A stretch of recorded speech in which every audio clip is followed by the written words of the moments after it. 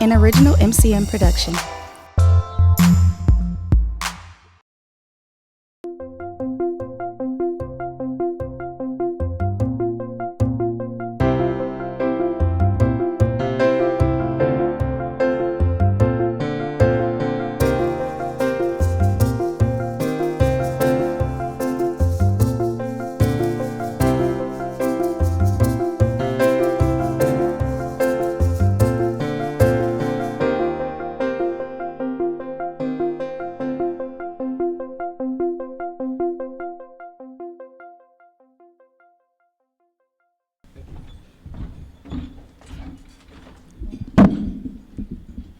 Good afternoon. I'd like to thank our Marines one more time for attending this event and sharing the remembrances of your commandants. And thank you for your service to our country. I'm Jim Nelson from the Journal-Sentinel and a member of the Press Club Board. I'd like to thank the Rotary Club for another joint newsmaker luncheon. We're really pleased that these events have worked out so well, and we hope to do many more in the future. I'd like to recognize the sponsors of the Press Club Newsmaker Luncheon, that being the Journal-Sentinel and our parent company, for now, Journal Media Group. It's an interesting time. This is an unusual newsmaker today. I think you all recognize that. That's because Dickey Chappelle, a trailblazing journalist from Shorewood, died 50 years ago tomorrow. Okay. Although it was front page news back then, for years her legacy and colorful story were basically forgotten. But as this anniversary approached, the number of people were determined to set that right wrong, to right that wrong. I'd like to salute Marty Hintz, editor of the Irish Times and longtime Press Club member and endowment board member, for all he's done to coordinate this recognition of Dickey Chappelle. Marty, take a hand.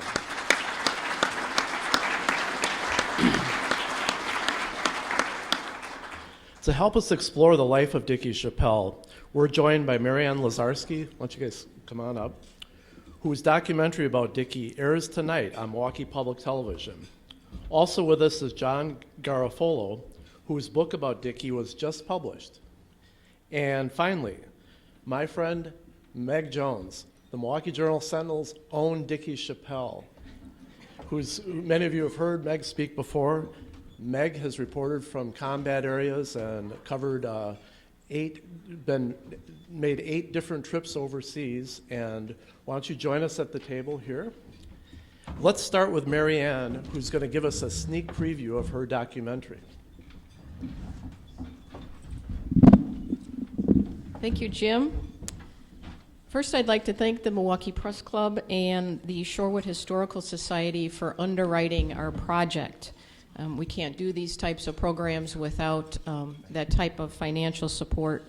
And I'd also like to thank some individuals and other organizations without whose contributions, again, this project would not be possible. The Wisconsin Historical Society and the Wisconsin Historical Society Press, John Garofolo, who acted as a consulting producer on this project, and of course, the Meyer family. They've been very gracious with their time and the materials that they had and shared that with us. Just a couple of quick comments before I show you the trailer. When I first started working on this documentary about 7 months ago, I had very limited knowledge of Dickey Chappelle. How many of you knew Dickey Chappelle before this came out? You're not alone. And that was one of the surprising things for me as someone who was researching her and her life. I knew a little bit of her from our conversations with the Milwaukee Press Club Board. I sit on the board with Jim. And also because we inducted her into our Hall of Fame last year. But now, months and one documentary later, I know a great deal about Georgette Meyer, or Dickey Chappelle. And I'm really grateful that I do. I hope that all of you will come to appreciate her as well.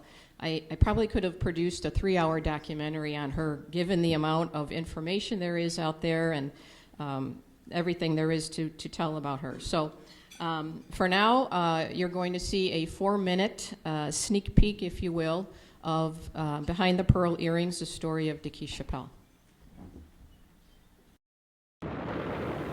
When you say combat reporter, it usually brings to mind the picture of a battered, unshaven, weary correspondent trudging through the mud. Now, this lady, she is a woman who has covered 7 wars in the past 5 years, and her name is Dickey Chappelle. November 3rd, Milwaukee Public Television presents Behind the Pearl Earrings, the story of Dickey Chappelle. It's very honorable what she did, and I'm shocked that people don't know who she was. And I had never heard of Dickey Chappelle in my entire life. She did something that was not very common at a time where it was not easy to do what she did. Her pictures were dramatic, but they also told a story. She had to prove herself, and God knows she did. The sum of her core was that she really was doing this because she felt she was doing the right thing. She felt that her gender should never get in the way. I mean, it never crossed my mind not to raise my hand to go to Iraq because I'm female. Is that because of Dickey Chappelle? Absolutely. Those pearl rings were a trademark of hers. She's working in a man's world, at a man's game, in combat. But she wanted to preserve just that bit of femininity. She certainly was very much her own person and a little out of the mainstream in terms of the things that she enjoyed and was promoting. She was way ahead of her time. I think she was brave. Combat, war, blood and guts and all of that both horrified and fascinated her. Who threw you into solitary, and how you stayed there for 52 days? Tell us about that. Hungarians accused me of being illegally in Hungary. You have to have an inner core of absolute steel to survive something like that and not go crazy. Here's a girl who also parachuted into the combat area in Vietnam. But what in the world ever persuaded you to parachute the first time, and what was it like? Do you remember what it felt like? I thought I was going to be killed. She was one of us. She went out to get the story, and she got the story.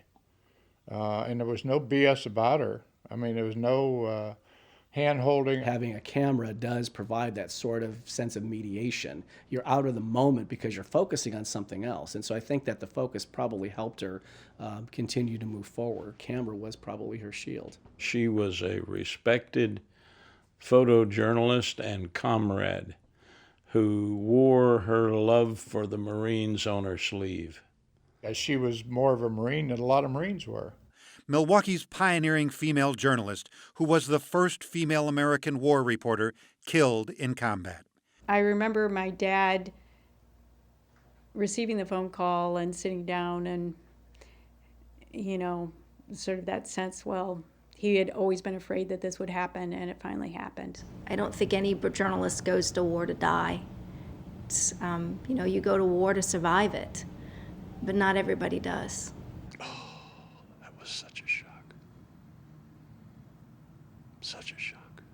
I had been surrounded by death and dying, and now I find out my friend, Dickey Chappelle, had been killed, and just cried like a baby. She meant that much to me. Behind the Pearl Earrings, November 3rd at 7 on MPTV. The thing that sticks in my mind is that she said the main thing you have to always remember about covering combat is you've got to survive to get the story and the pictures out to the world. If you get killed in there, it's all for nothing.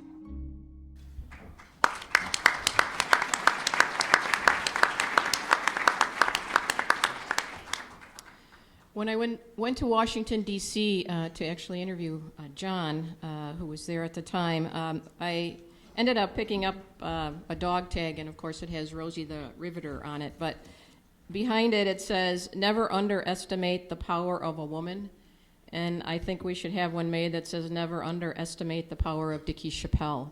I hope that you all tune in tonight at 7 o'clock, Milwaukee Public Television, Channel 10, and watch this 1-hour documentary. I think you will, again, come to appreciate what she did and who she was. Thank you very much.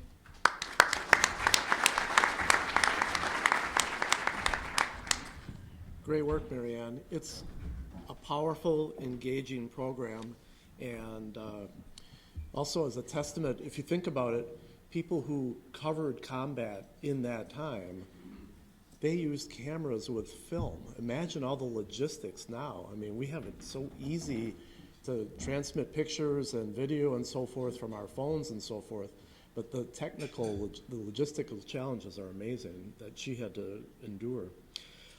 Now I'd like to ask author and Dickey Chappelle expert, John Garofolo, to give us a sneak peek, give us a peek into her legacy. If you'd like to speak from there, or if you want to come up here, whatever you're most comfortable. Okay. I want him to tell us why it's so important that we remember this pioneering journalist today. John.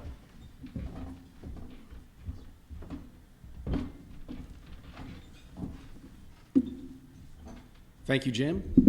And thanks to the Milwaukee Press Club, the Rotary Club, the Wisconsin Historical Society Press, all of you who have representatives here today, and for all of you for coming. I'm delighted that you were able to take some time out of your busy schedules to come here to learn a little bit more about Dickey Chappelle. I'd also like to recognize Marianne. I had worked with her a little bit on the documentary, but Raul and Marianne were certainly the forces behind it, and so the product that you see really is a great representation of the work that they put into it. So I think that they really do deserve another round of applause.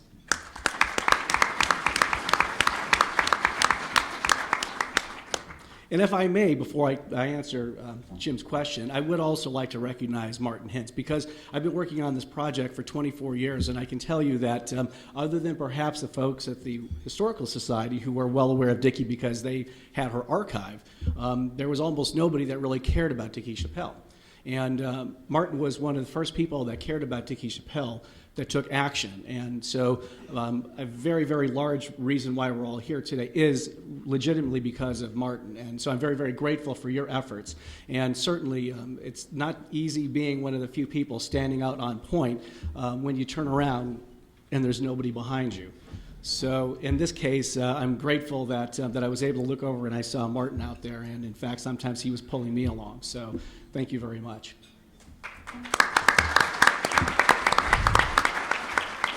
And so I'm actually really happy with your question, Jim, because that'll sort of force me to not tell you all of the things that I would love to tell you about Dickey Chappelle. We could be here all day.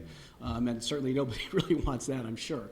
But as far as her legacy is concerned, I kind of come up with it from several different perspectives. And one of the things that occurred to me at some point, and I think that it was something that I had been told when I was a kid by my grandfather, and he only told me this once, and it's so profound I've never forgotten it.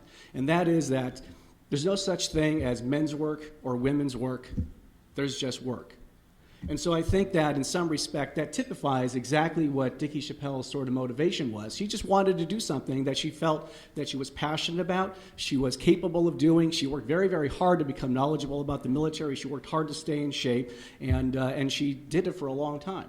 And certainly when she showed up at those early places like Iwo Jima and Okinawa, I can guarantee you that the reaction of the people weren't, "Oh my God, it's a woman, thank God you're here." That's not what they said. And in fact, even Lemuel C. Shepard, who was the commanding general of the 6th Marines, when he saw her, the first thing that he said was more along the lines of, "What the hell is she doing here?" And later on, of course, he did allow her to stay. And I think that was not necessarily his idea. I think it was one of the members of his staff, a Marine colonel named John McQueen, who later on became the commanding general at the Marine Corps Recruit Depot in San Diego. I think he was the one that was willing to do it. And essentially what she was doing was covering the use of whole blood. And so obviously when you're in a combat situation, that's kind of important in saving lives. And so he recognized that. And so General Shepard agreed to allow her to continue forward with the Marines on Okinawa. But again, on Iwo Jima, she had the same reaction, and later on, I think that it was lessened. But the fact of the matter is that she was not generally welcome where she was showing up, and yet she continued showing up. Now, of course, on Okinawa, she was there without the permission of the Navy, and so the Navy withdrew her military press credentials, and so she couldn't She couldn't be a war correspondent, and so she had to do something else. And so she did for a number of years. She reported on various relief efforts that were being put forth by relief agencies like the American Friends Service Committee, the government-sponsored Point 4 program. She worked for CARE, the International Rescue Committee. So this whole idea about war and then essentially what she saw afterwards, which was the terrible price that was paid for not only by combatants directly, but by people who were there indirectly, the civilians who were there, the people that lived in towns and villages that were in the midst of war zones, and how long it took in order for them to be rebuilt. Now, a couple of the things I would say about Dickey that I think is very, very important, other than the fact that she really didn't look at herself necessarily as a feminist. Now, certainly, you know, she had that sort of quality that advanced women's rights, I think, dramatically. But she was just trying to do what she thought she was capable of doing. And I think that that's a great lesson for everybody today, because let's face it, there are people that always feel like they're not part of the mainstream, regardless of whether it's by race, gender, sexual orientation, you're not in the right family, or whatever it may be. Class is certainly a problem that we deal with throughout the world. But essentially, the hallmark of Dickey Chappelle and why I think she's so important is her persistence. She kept at it. She didn't stop. She worked very, very hard. She was a non-credentialed reporter for 10 years, and yet she still had enough interest in being a war correspondent that 10 years later, when General Lemuel C. Shepard, who was the Marine Division commander in Okinawa, he was now the commandant of the Marine Corps, and then General McQueen, who was Colonel McQueen on Okinawa, was now a commanding general of a major Marine base. They were the ones that got her credential, and mainly because by that point she had proven herself. So people recognized that fact that, you know what, I think they were still they were a little concerned about the fact that she was a woman, but they were able to see beyond that and say, well, let's see what happens, and give her an opportunity. They gave her a shot, and that's the reason why out of all of the services, and she loved them all, but she loved the Marines the most. And that was something that she kept with her throughout her life, at least from the mid-1950s on to the end. Now, there's one thing I'd like you to read, too, that I think is also illustrative of something that I think is important about Dickey Chappelle. And I think that for those of you who may have heard about some of this today, this is something that she talked about herself. And so she said, sometimes if there's something I have to do that I'm not real enthusiastic about, like stepping off, especially at night, into absolute nothingness from an airplane because the troops I'm covering are doing this, I say to myself, all right, let's not do this like a bunch of boys. They have to have a jump master, a brass band, 3 slogans, and a sergeant. You do it like a girl. Just go do it. So now there's a couple of advertising campaigns, one by Always and the other by Nike, of course, where they sort of roll some of that idea into it. And so she said this more than 50 years ago. And so she was really a trailblazer in that regard. But it was because of the fact she was persistent. She was determined to do a good job. And she, by the way, went to jump school at 44 years old. And I can guarantee you that most of the people that I've heard of that have gone to jump school are somewhere between 19 and 20. So it's very, very rare. She was 40 years old. So it was really something that she was very, very dedicated, because she wanted to be out there on the front line. She wanted to cover troops in combat, and that was one of the things that she felt was important to do. So if you take a look at sort of the summary of Dickey Chappelle's life, I would say that you have to look at it from the standpoint that what she fought for was to be relevant in her profession. And because she did get to that point of relevance, what she is able to have done, in my opinion, is she was the role model for women war correspondents that we have today. And so we have seated here Meg Jones, who did 8 tours in Iraq and Afghanistan, and she volunteered to do that. I don't think anybody forced you to do that, right? So really, she's taking the mantle that was established, or carrying the torch that was carried first by Dickey Chappelle, and there were others, I have to say, to give Margaret Burke White and Marguerite Higgins and other women their due. There were very, very few, though. She was one of a very, very small group of women. But now you're seeing more people that are more like Dickey Chappelle than Margaret Burke White or Marguerite Higgins. They're people that are going into combat situations repeatedly. They're volunteering to go. They're staying with the troops. They're going in as long as it takes. Dickey would always say when she went forward and people said, well, what do you want to do? She said, I want to go as far forward as you'll let me. And so now there are lots of women that are doing just that. So with that in mind, I'm just going to show this really quick. I only have a couple of slides, 100 or so. So let's see if this actually works. Okay, there we go. So this to me is a great quote that speaks to Dickey Chappelle, and essentially something that I think Rushdie probably didn't know about Dickey Chappelle, most likely, but he certainly was thinking about it when he said that a photograph is a moral decision taken in 1/8 of a second. So during the course of her career, she took tens of thousands of pictures and made tens of thousands of moral decisions. So quickly, that's Dickey's favorite picture of herself at work. That was kind of when she was the peak of her game, and it was actually taken in Milwaukee, right near an exercise that was being done when they opened the St. Lawrence Seaway, if I'm not mistaken. This is her husband, Tony. There's like another book just about him because he actually taught her photography. So it's very difficult to separate Tony and Dickey in some respects because Dickey Chappelle wouldn't have had the photography career that she had because she also was a journalist. I mean, she was a writer and a photographer because Tony taught her photography, and he was a very, very good teacher. And so, unfortunately, we don't have any of his work because his last wife tossed all of his photos, negatives, prints, whatever existed. So there's a body of work that actually is pivotal to understanding Dickey Chappelle's that we'll never see. This picture is very, very important in Dickey's career because this was shot in 1963 in Vietnam. And I'm sorry, it was in 1962 in Vietnam. It appeared in National Geographic in 1962. It was the 1963 National Press Photographers Association Photo of the Year. And that Marine there carrying that looks like a burp gun was the first photo that had been published of a combat-ready U.S. advisor in Vietnam. And actually, National Geographic, to their credit, had to fight the Pentagon to get that picture published because it was not necessarily a message that they were really enthusiastic about knowing about, people knowing about, that there were people in U.S. uniforms that were wearing, that were essentially actually doing more than advising. So what I'd like to do here, if I may, and again, I could keep on going on about Dickey and talk about her last day, which I'm going to just do very, very briefly. And essentially, by the time she was on her 4th trip to Vietnam, she was 46 years old. She'd been doing it for more than 20, reporting for more than 20 years. She had just found out that her last story that she had worked on in Vietnam, her 3rd trip to Vietnam, was not going to be published by the National Geographic with no apparent reason. She had 2 knee surgeries. She was well aware of the fact that she was getting older, and the thing that she was most concerned about is being a drain on the troops. She wanted to do her job without interfering with them doing their job. So on the morning of November 4th, she was on a patrol with the Marines in an operation called Black Ferret. And so around 7:58, a squad of Marines moved out from their perimeter, and Dickey positioned herself right behind the Marine on point, which is the person in front of the formation. That Marine tripped a booby trap, which exploded a grenade and mortar combination, spraying shrapnel on 7 people. 6 Marines were hit, as well as Dickey Chappelle. And unfortunately, out of those 7 people that were injured, Dickey Chappelle was the only one that died.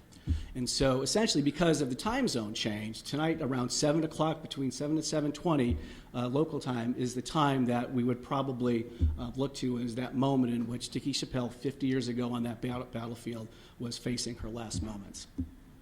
Now, if I may, do I have enough, like another minute? All right, great. So I'd like to show some pictures here. These are just about 1 minute and 20 second snapshots of Dickey Chappelle. This is the final picture of Dickey Chappelle taken by Henri Hewitt, who was an AP photographer who 4 years later himself was killed in a helicopter crash that was shot down with 3 other reporters.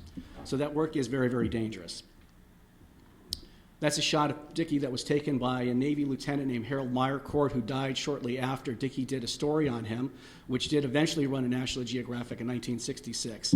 And that was taken by Lieutenant Meyercourt, who was a recipient of the Navy Cross.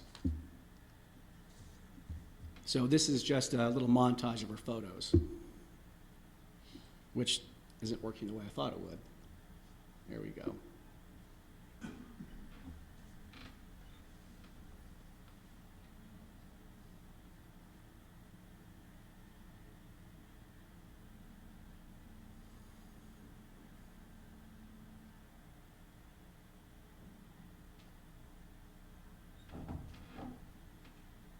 That's King Hussein of Jordan, for those of you who might not recognize him.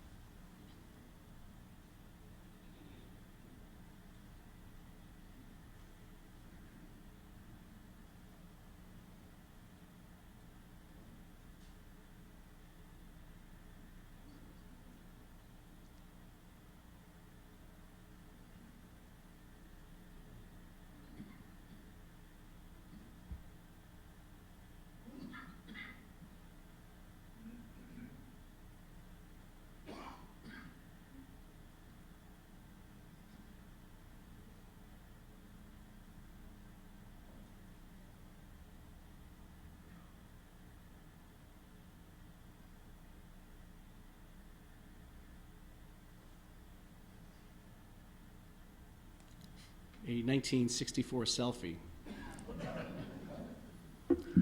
And so that's all I have for you today. Thank you all for being here. I appreciate the opportunity to talk about Dickey Chappelle.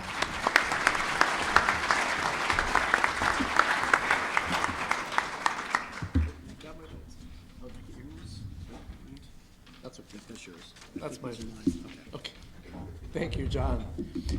Now I'd like to call upon a woman who's sitting here with her version of pearl earrings, literally, Meg Jones. Meg, a year ago when Dickey was inducted in the Press Club Hall of Fame, Meg wrote a great profile of her and an overview of her career, but she also has served 8 times overseas, and I'd like you to address how Dickey's legacy has inspired your work and in the harm's way so many times. Meg. Hi. I just wanted to point out that that photo of Dickey lying dead in the jungle. If you notice, probably a lot of people don't notice, but her hat, you can see her hat in the kind of in the outside frame, and she would wear this Australian bush hat. And I don't think a lot of people would even pick up on this, but on that hat is the Eagle Globe and Anchor of the Marines. Both of these gentlemen wear it proudly. And that particular pin had been given to Dickey like a month earlier by the commandant of the Marines, like the top guy, the General Amos of that era. And that says, to me, that says volumes, because I can tell you just from my own experience, the troops that are out in the field, when you spend time with them, and I'm not talking about the FOBITs, not the people that are on the forward operating bases and never leave the bases, but these are the people that are actually out in the field. They have very finely tuned BS detectors, highly honed, very delicate BS detectors, and they know if you're legit. They know if you're real. They can see you humping your own gear. They can see you not being a pain in the neck. They can see that you are genuinely interested in what they have to say, and put together their words and photos for people back home.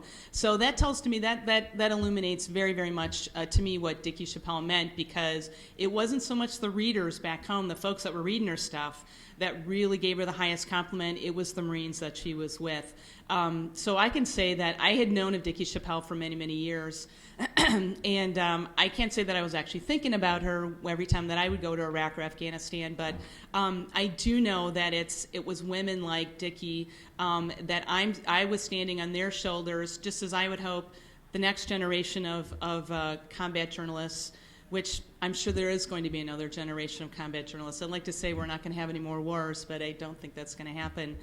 So it was people like Dickey who really kind of blazed the trail for us. I like to think that she probably would be tweeting and blogging and Instagramming. I have a feeling that she probably would have embraced the what we have today. And I can tell you it is a lot easier, although it's not super easy to try and get your stories back.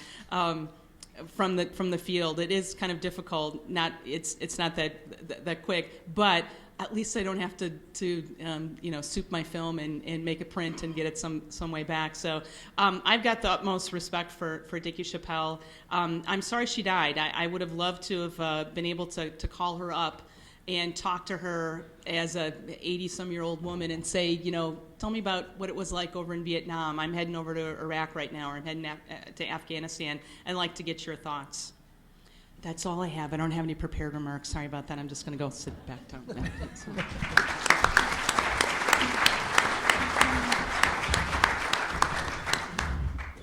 So I've got a couple of questions for our panel, and then I'd like to, if you've got any questions, fire them away. But one of the questions I had, and somebody grab it. Did Dickey Chappelle, was she forgotten because of the unpopularity of the war? Do you think the Vietnam War sort of cast a pall on her legacy? All right. Can you guys hear me? Is this okay? Great. All right. Actually, I would have to say that that's it's a great question, and for me, I've sort of wrestled with this idea: is why don't we know about Dickey Chappelle today? And the best answer I can come up with is it's not necessarily because of the unpopularity of the war, because she died in 1965. So really, she was reporting on the war, what is completely different than what the image that we see of Vietnam is, which mostly from movies and things is focusing on 1965 forward. And so her view of the war, and that was something that was very interesting to me, was really much different than what I was expecting. I was expecting to see the images that I had been seeing for a long time, and because obviously there was very little U.S. involvement from 1959 to 1964. The Gulf of Tonkin incident was a big shift in the U.S. buildup, and so even in 1965, it was still not necessarily a huge presence like may have happened in 1968-69 timeframe. So it still is a mystery to me about that, but I do know that shortly after she died, about 3 weeks or so afterwards, Brigadier General S.L.A. Marshall, who was himself a writer, military historian, had written an op-ed piece that ran in the Los Angeles Times that sort of went through and said something to the effect of that even in death, fame eluded Dickey Chappelle. And so we questioned exactly that in 1965. So it's a question that remains somewhat unanswered, and I can only speculate that it had to do with the fact that she died so early in the war. She was actually the fourth war correspondent that was killed. There were 3 men that were killed that died in Vietnam prior to her in 1964. And so most people don't even know that. So you could argue that maybe we don't necessarily care so much about the people that are bringing the stories of war, especially when the war does become as protracted as Vietnam became, and certainly when the popularity does wane. But I think that she was probably a historical footnote, as S.L.A. Marshall pointed out, very, very quickly after she died.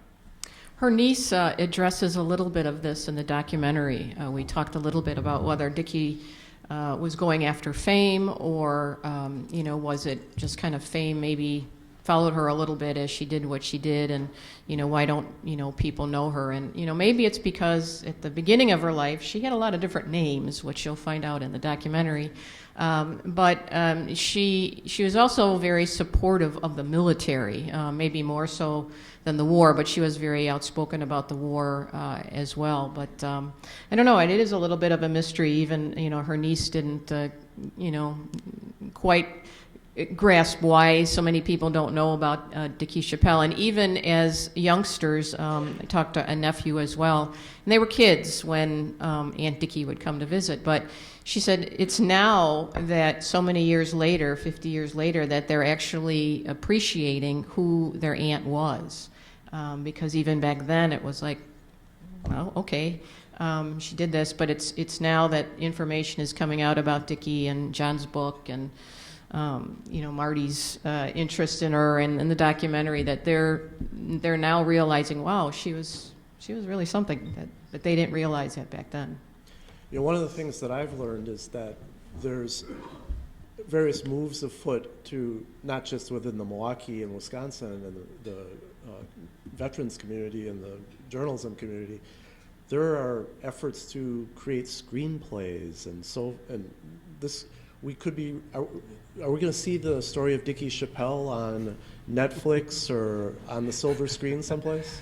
Well, my original motivation in doing her story was to do a movie, actually, because I, at the time, was working in the entertainment business, so it was something that I was fairly familiar with. But it's not quite so simple to sell stories these days, and I know from my experience that that even though you would think logically that here's a great story that Hollywood really would jump on it and want to do it, but Hollywood is a machine.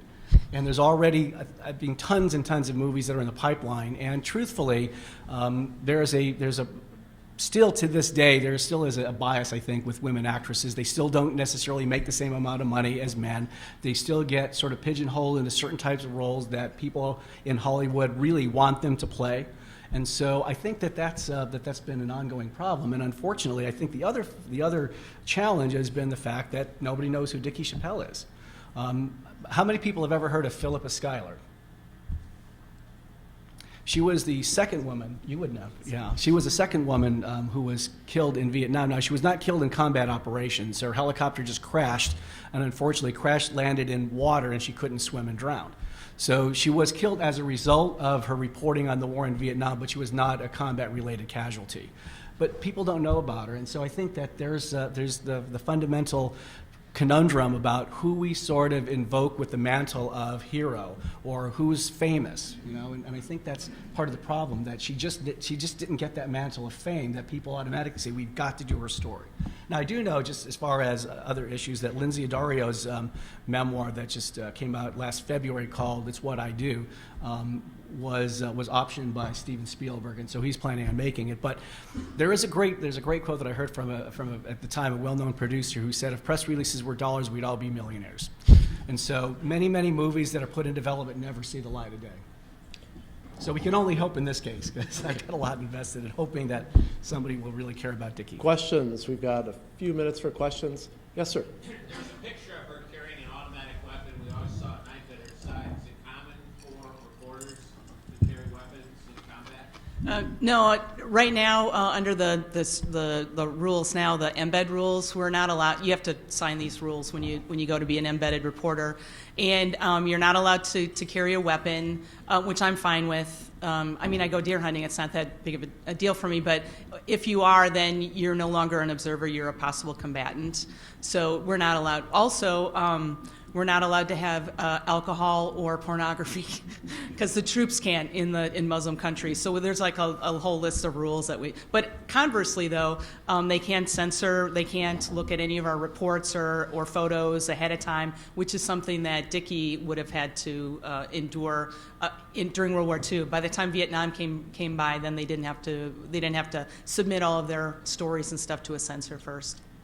One of the things that sort of struck me, I was actually in Kuwait and southern Iraq in the first phase of Iraqi freedom, and I did get saddled with being a public affairs officer after combat operations kicked off, so I was escorting media into southern Iraq.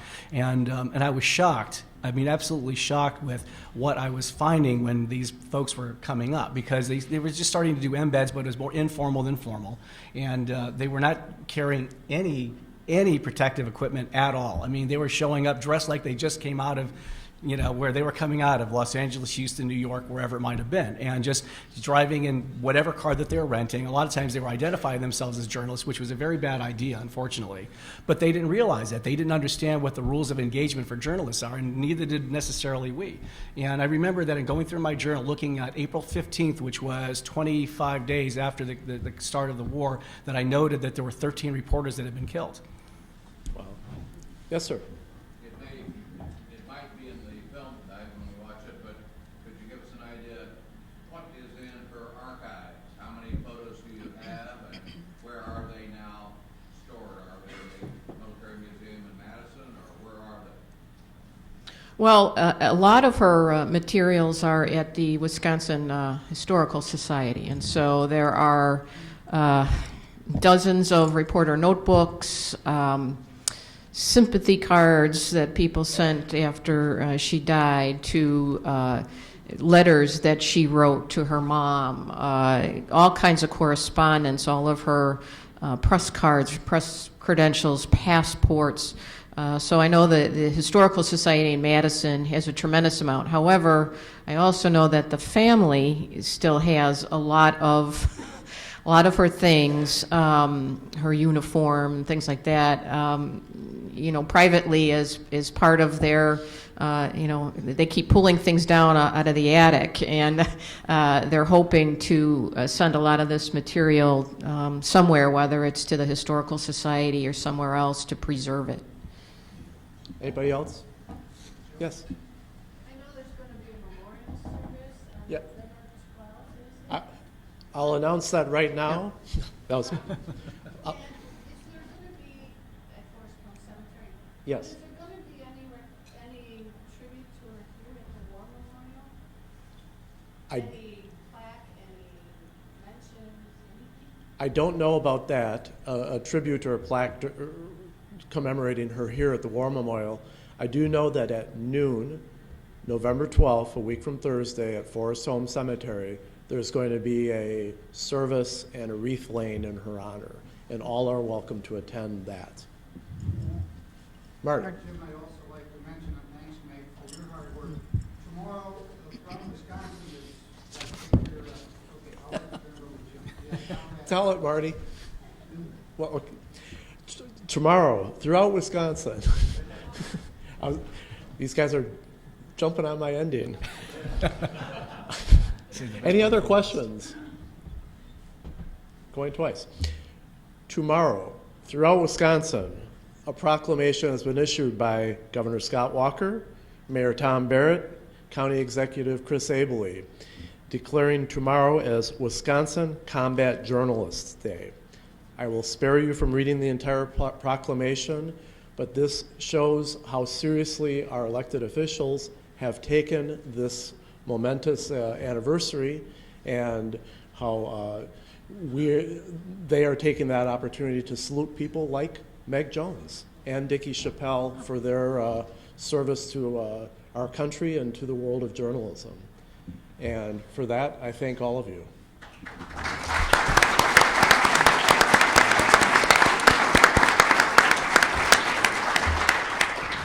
That concludes our organized program. I know that John's got some books available, copies of his book available over there, and I would encourage you to tune in to Milwaukee Public TV tonight at 7 and watch Mary Ann's work.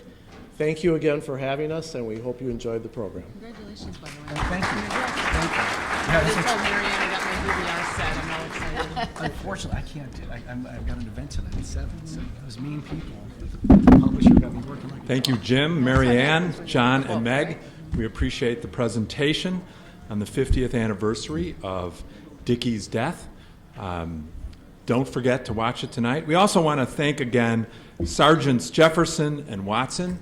We appreciate you coming to participate.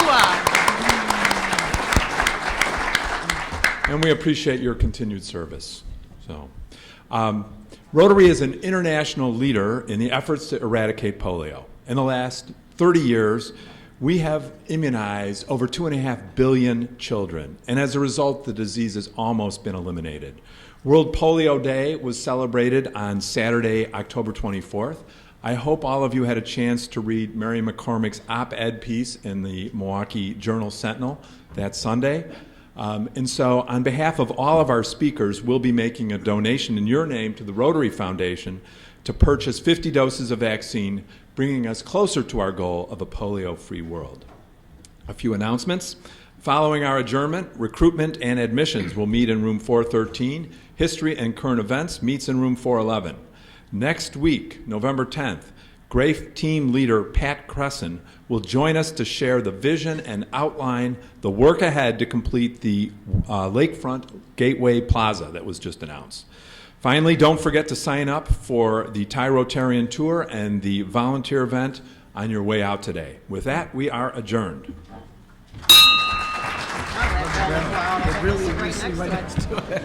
Yeah, can you hear me rather near now?